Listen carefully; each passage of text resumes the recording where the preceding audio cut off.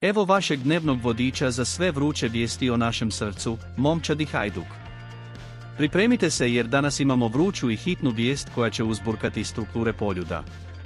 No prije nego se upustimo u taj vrtlog emocija, ako se već niste pretplatili na kanal, ne propustite priliku da budete u tijeku svime iz prve ruke. Pritisnite gumb za pretplatu, dodirnite zvonče obavijesti i osigurajte da nećete propustiti niti jednu sekundu budućih otkrića koja dolaze. Na kraju krajeva, uzbuđenje ne čeka, zar ne? A sada, zadnja utakmica Hajduka je bila zastrašujuća, zar ne? Nažalost, nije sve idilično.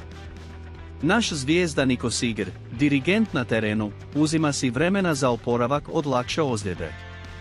Prema liječničkim prognozama, trebao bi izbivati iz terena otprilike 2 tjedna. Ali nema panike, neću vas ostaviti na cjedilu.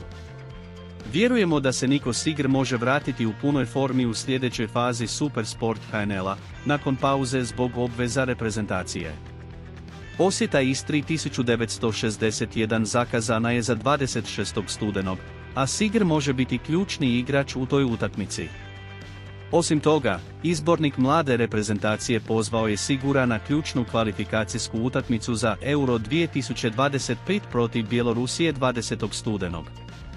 To je važan trenutak za našeg mladog talenta i navijat ćemo za njegov brz i učinkovit oporavak. I ima još. Dobre vijesti stižu i za dvojac Elvis Leta i Đer Vrcić, koji se oporavljaju prema očekivanjima. Put oporavka ide prema planu i uskoro ćemo vidjeti ova dva sjajna igrača ponovno zablistati na terenu. A što vi mislite o ovim promjenama? Komentirajte ovdje dolje i podijelite svoja očekivanja za trijumfalni povratak našeg Hajduka. I naravno, ako se još niste pretplatili, nemojte gubiti vrijeme. Pretplatite se sada kako ne biste propustili ništa od ovog emocionalnog šoua. I to je to, ekipa. Svijet nogometa je pun iznenađenja, a ovdje na našem kanalu uvijek ste prvi u redu za sve vijesti o Hajduk Splitu. Ne zaboravite ostaviti svoje komentare, podijeliti s ekipom i, naravno, pretplatiti se kako biste osigurali da ne propustite ni jedan trenutak ove uzbudljive avanture. Do sljedećeg puta, strastveni navijači!